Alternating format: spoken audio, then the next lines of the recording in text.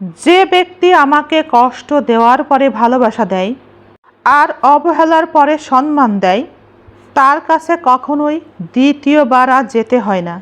তার কাছে কখনোই আমি দ্বিতীয়বার আর যাই না। মন একবার মরে গেলে সেই মনে আর কখনোই তাকে আর জায়গা দেওয়া যায় না। মনটাকেই যদি কেউ মেরে ফেলে তবে সেই মন আর ভালো হয় না। এটা একদমই সত্য এবং এটা আমাদের বিশ্বাস করা উচিত মনে প্রাণে। কিছু মানুষকে ভুলতে নেই, কিছু মানুষের ঋণ কখনোই শোধ দিতে নেই। কারণ কিছু মানুষের ঋণ এমন হয় যে ঋণ কখনোই শোধ দেওয়া সম্ভব না। এমন একজন মানুষকে শ্রদ্ধা দেখাতে কখনোই ভুলে যাবেন না। জীবন যুদ্ধে যদি আপনি সফল হন তবে পরিবারের সকলেই সেই সফলতার দাবিদার। কিন্তু জীবন যুদ্ধে যদি আপনি ব্যর্থ হন তবে একাই আপনি আপনার ব্যর্থতার দাবিদার। কথাটা কঠিন, তবু এটাই বাস্তব।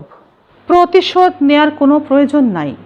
যে আপনাকে কষ্ট দিয়েছে, আপনার মনে আঘাত দিয়ে চলে গিয়েছে, সে একদিন নিজেই কষ্ট পাবে। যদি তুমি ভাগ্যবান হও তবে তুমি সেটা নিজের চোখে একদিন দেখতে পাবে। নিজে তাই প্রতিশোধ নিতে নেই। অন্যের বিপদ দেখে কখনো উপহাস করবেন না। যারা অন্যের বিপদ দেখে উপহাস করে তাদের মনুষ্যত্ব বোধ বলে কিছু নেই। মনে রাখবেন, সৃষ্টিকর্তা ছাড় দেয় কিন্তু ছেড়ে দেয় না। কারো ক্ষতি করতে নেই। ক্ষতি করলে কখনো নিজের ভালো হয় না। পরের ক্ষতি করার নেশা যদি একবার কারো পেয়ে বসে তাহলে নিজের অস্তিত্ব ধ্বংস না হওয়া পর্যন্ত তার হুঁশ ফেরে না।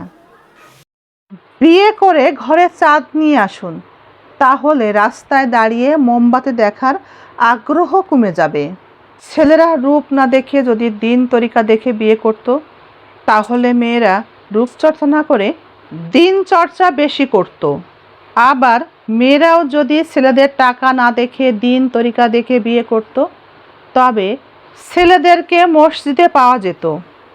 আপনার জন্যে যে হারাম এমন মেয়েকে ভালোবাসলে তার জন্যে কিছু করলে নেকি পাবেন? নেকি পাবেন না। অথচ স্ত্রীকে ভালোবাসলে নেকি পাবেন। স্ত্রীর মুখে ভাত তুলে দিলে নেকি পাবেন। স্ত্রীর মুখে খাবার তুলে দিলে আপনি নেকি পাবেন। স্ত্রীর চোখের দিকে তাকালে আপনি নেকি পাবেন। তাকে আদর করবেন, যত্ন করবেন, তাকে সময় দিবেন, তার সাথে অন্তরঙ্গ সময় কাটাবেন, ঘুরবেন, বেড়াবেন, নেকি পাবেন। স্ত্রীর মুখের দিকে তাকাবেন, নেকি পাবেন। অন্য যে কোনো মেয়ের জন্য যা কিছু করেন নেকি পাবেন না, কিন্তু স্ত্রীর জন্য করবেন, নেকি পাবেন। সুখ কি আর চাইলেই পাওয়া যায়? যাকে আমরা চাই সে আমাদেরকে চায় না। যার সাথে আমরা কথা বললে শান্তি পাই, সে আবার অন্য কারোর সাথে কথা বলার মধ্যেই শান্তি পাই। নিজের সুখ খুঁজতে গেলে সন্তানের সুখ হারিয়ে ফেলতে হয়। এই ভেবে ভেবেই আমরা মায়েরা নিজেদের সুখ শান্তি বিসর্জন দিয়ে সন্তানের সুখই আমরা খুঁজে নিই। সন্তানের সুখের মধ্যেই আমরা শান্তি খুঁজতে চাই। জীবনে আপনার যেভাবে সফলতা আসুক না কেন, আপনার জন্যে সরিষা দানা পরিমাণ যে সাহায্য করেছিল আপনার সফলতার জন্যে, তাদের কাউকেই আপনি কখনোই ভুলে যাবেন না। সফলতা পেয়ে নিজের অতীতকে কখনোই ভুলে যাবেন না। তবে আবারও ভেসে যাবেন ব্যর্থতার জোয়ারে। সব কিছুতেই ধৈর্য হারাবেন না, সব কিছুতেই ধৈর্য ধারণ করবেন। আপনার রব, আপনার সৃষ্টিকর্তার রহমতের উপর থেকে কখনোই আশা হারাবেন না। কারণ আল্লাহর রহমত আপনার কল্পনার থেকেও বিশাল।